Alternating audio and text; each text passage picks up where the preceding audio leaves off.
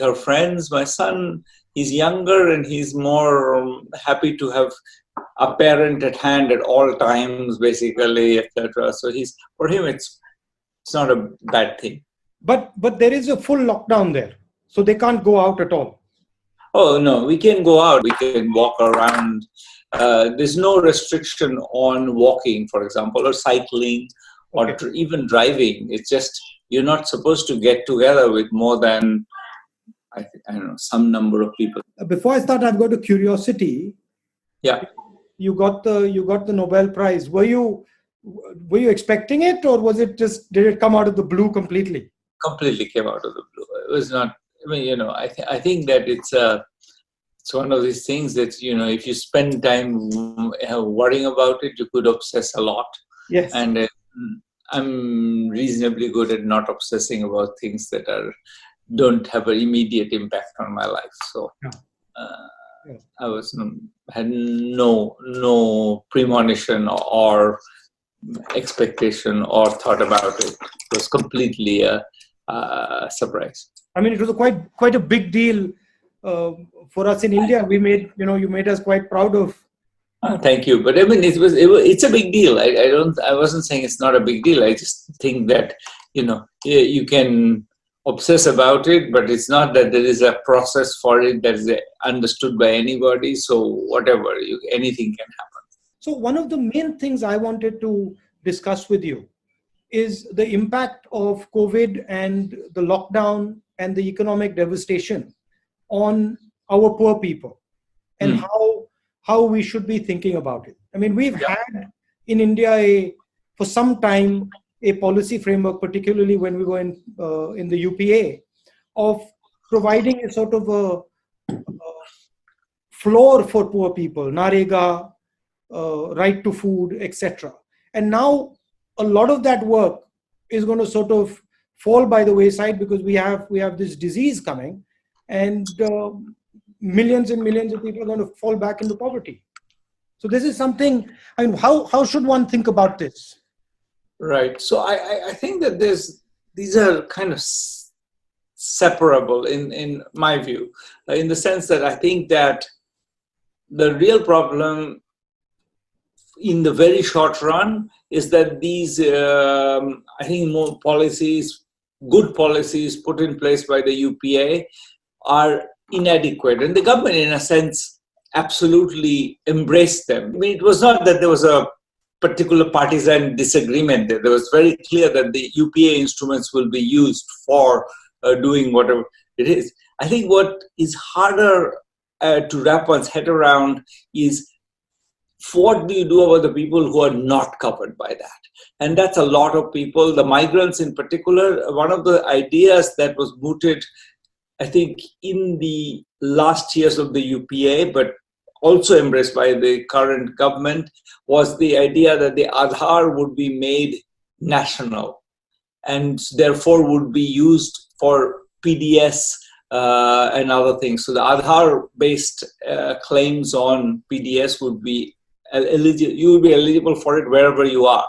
And that would have been wonderful to have that right now.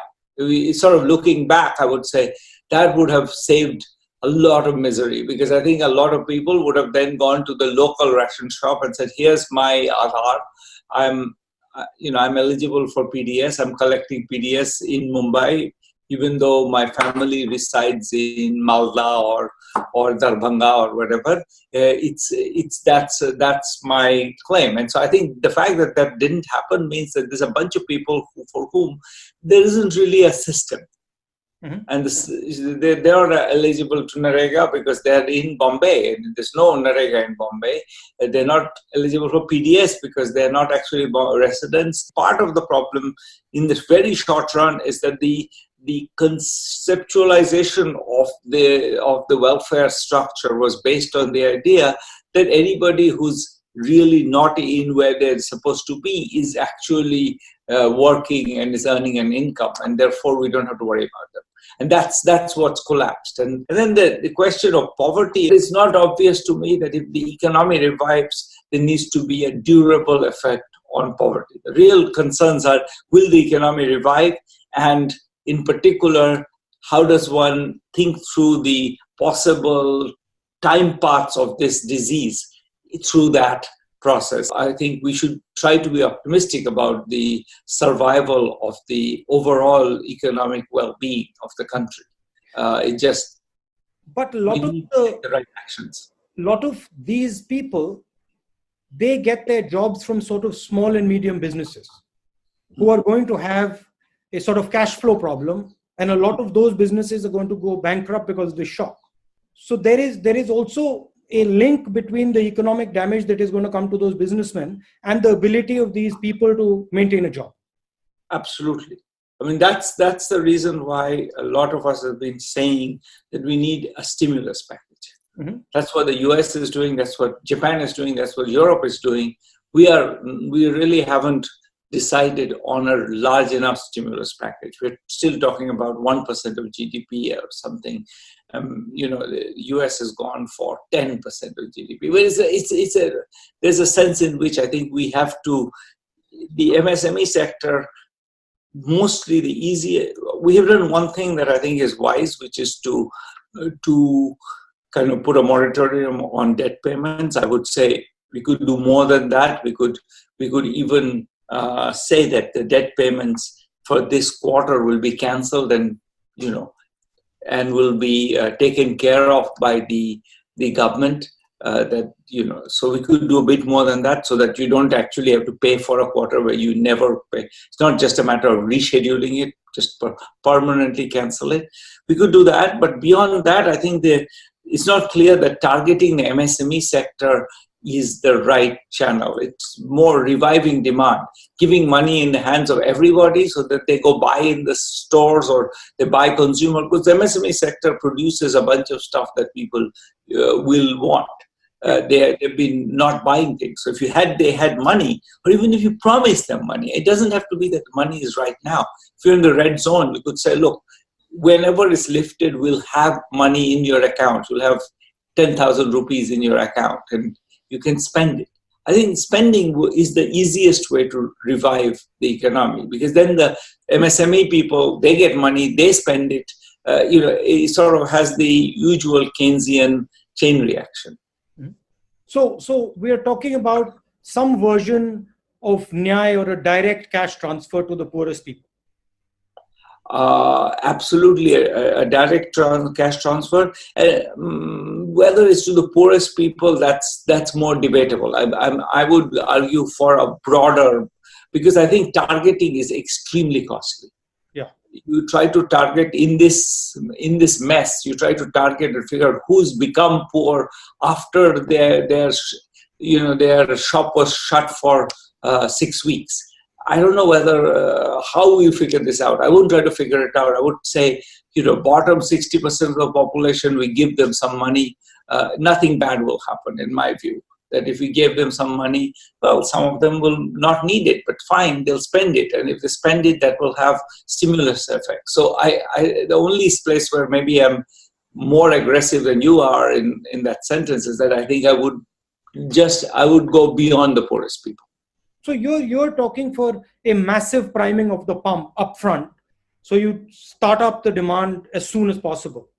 Yeah, I'm absolutely saying that. I've been saying that for a while, actually. Even before this happened, I've been saying that we have a demand problem.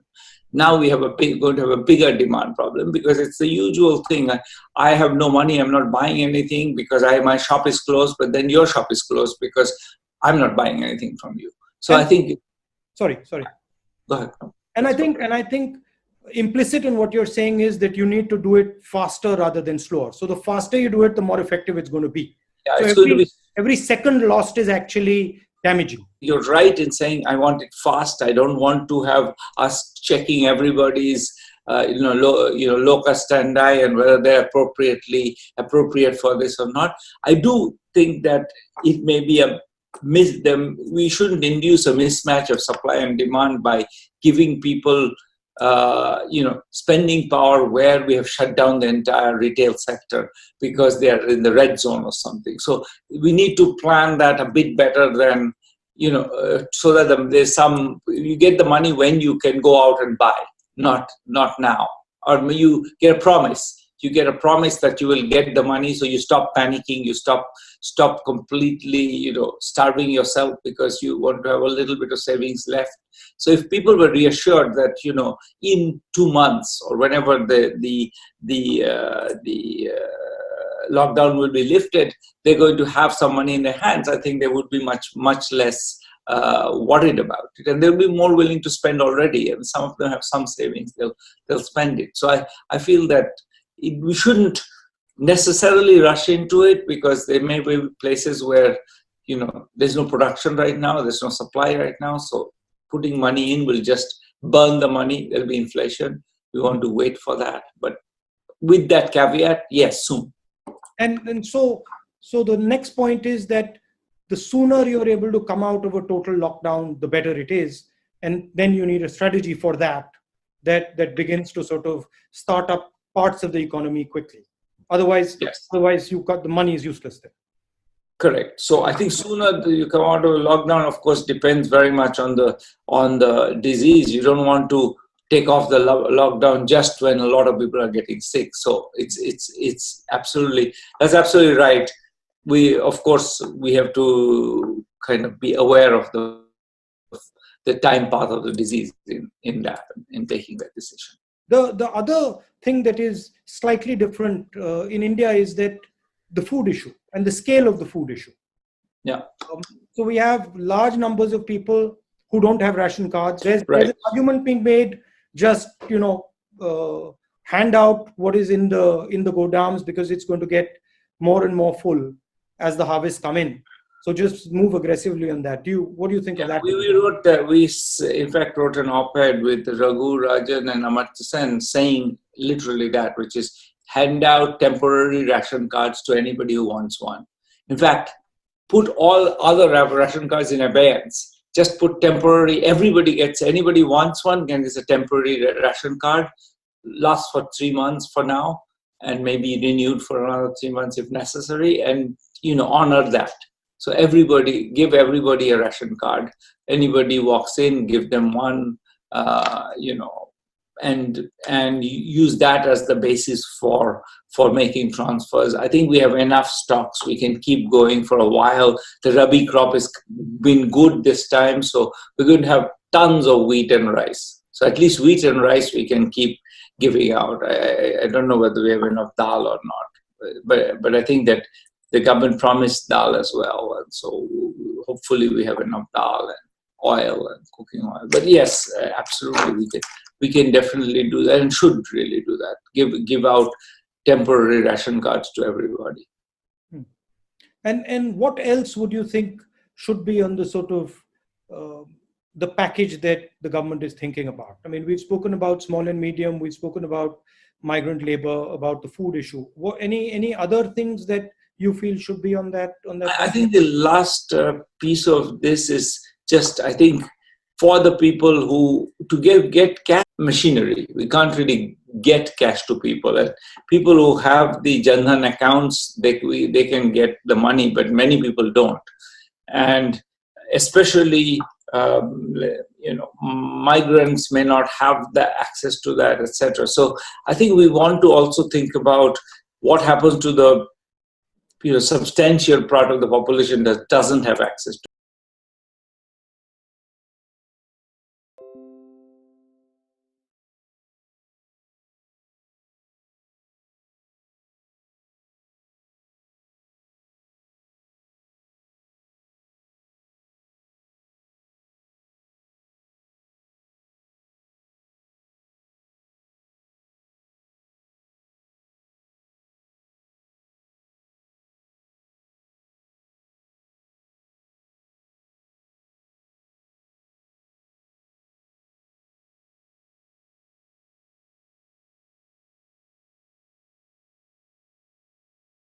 These things, and probably the right answer is that we should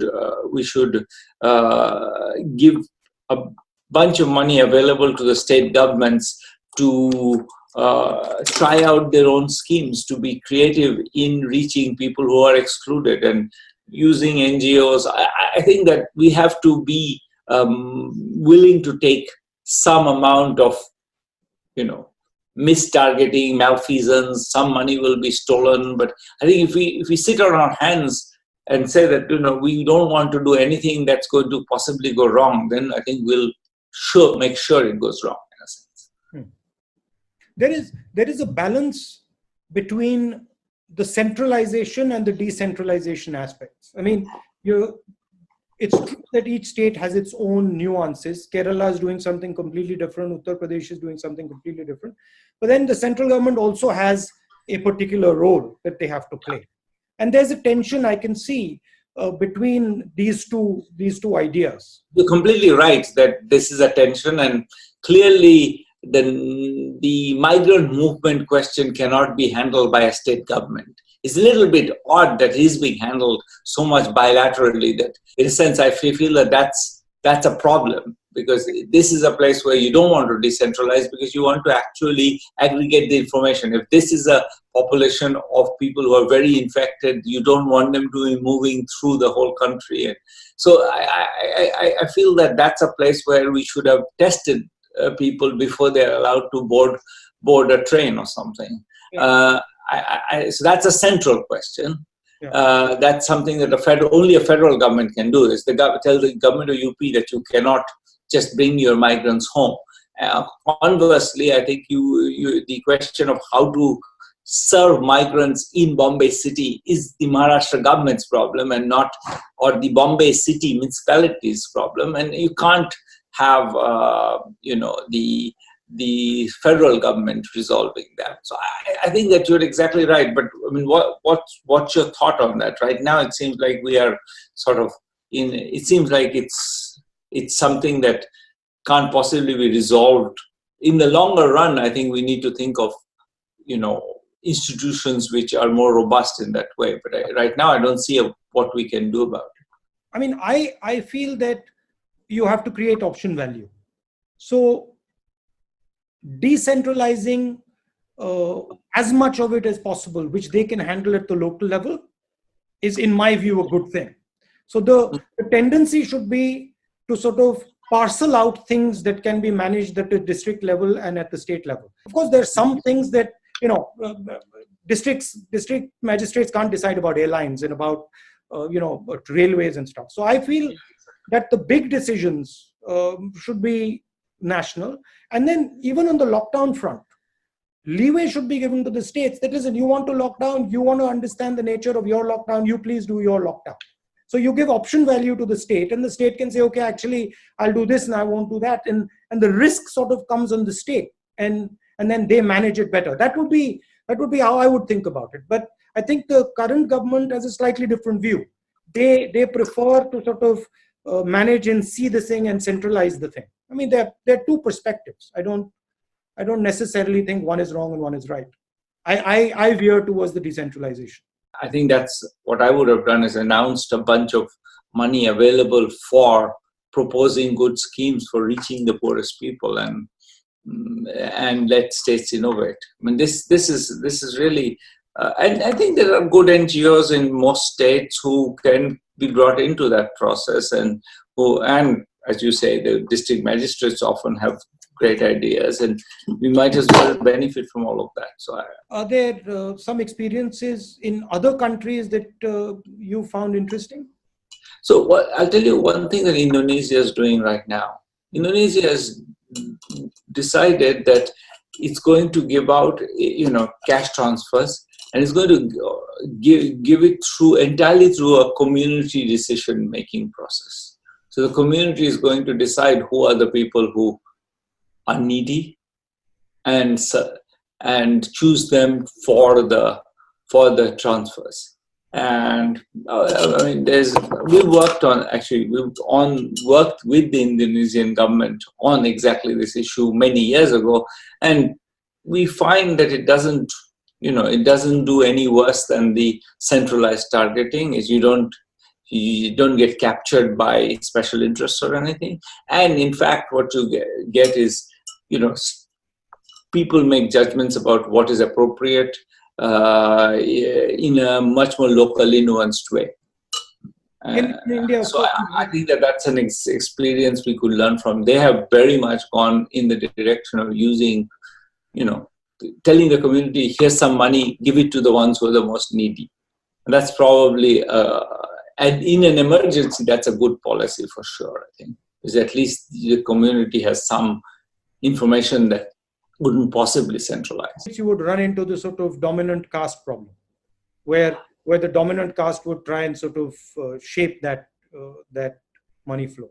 Maybe, but on the other hand, you'd worry that if you in the process of trying to prevent that, I would rather put in place extra money to allow for that than to try to figure out who are the deserving people in the village. It just seems to me, I mean, I think the one that drives a bit in the direction of what I think you've been saying and the government has also been saying, which is try to widen the reach of PDS. And that's clearly right, and make that basically quasi-universal. So that's one way to avoid that. But if you want to do more than that, to get cash to people, and some people have these Jan Dhan accounts and others don't. Some people are in NRDTA roles. That's another way to get cash to people, and some are not. Some are on the Ujjwala lists, and some are not. Once you got through those lists, you still find that there is a bunch of people, many millions, who are excluded. And how do you serve those people? And for that, it's clear that there should be some funds available to some very local authority who can identify those people and serve them. And I don't disagree with you that there might be elite capture of some form or the other. We worried about that a lot in Indonesia when we were working there. In fact, found not much evidence for it, to be honest. I think we'll have to sort of take a chance that some of this will go wrong. But I think if we don't take a chance, we'll surely get it wrong. So be brave, basically. Yeah. Take a few risks because we are in a bad situation. When you're in dire straits, then I think being brave is the only option, really. And how do you see this thing playing out, once the disease washes out 6 months from now, from the poverty aspect? I mean, there's obviously going to be a backlash, economic backlash. There's going to be bankruptcies. How do we sort of think of it in the medium term as opposed to the immediate short term? Right. So that's sort of what we were talking about a little bit before, which is this question of I think a demand shortfall. I think that's the. I mean, there are two concerns. One is how to avoid a chain of bankruptcies, and I think maybe writing off a lot of debt is the way to avoid that, as you had mentioned. And the other one is a demand shortfall, and getting some cash into the hands of the population is the best way to kickstart the economy. And the US is very aggressively doing that. And this is a Republican administration run by a bunch of financiers, in fact, and they are willing to do it where we should be willing. I mean, this is not run by like a bunch of socially minded liberals. It's run by people who used to work in the financial sector, but they've decided that just for economic survival of the economy, we need to pump money into people's hands. And I think we should take a cue from that. This is also changing the sort of balance of power in the world to an extent. That is also pretty clear. How do you think about that? I think that both of them are right. I'm very worried for countries like France and Italy, which especially Italy, I think had a fairly disastrous outcome, and partly that's a result of the state being the Italian state has been run by, really, not very, let's say, distinguished people for a while, and as a result, it's sort of the health system was on the last legs when this hit. The US moving much more in a nationalist direction is extremely frightening for the world, for the rise of China being a threat, but if the US starts reacting to it, it could be an extremely destabilizing threat. So I think that's something to worry about a lot. The undercurrent is that strong leaders can take on this virus. What is being sold is that it requires one man to charge into, against the virus. That's really the problem. That has been disastrous, as we know. I mean, the US and Brazil are two countries which are just messing up right and left. And these are two quote unquote strong men behaving like they pretending that they understand anything, but even what they say every day is kind of laughable. So we have this. We have. If anybody wanted to believe in the strongman theory, this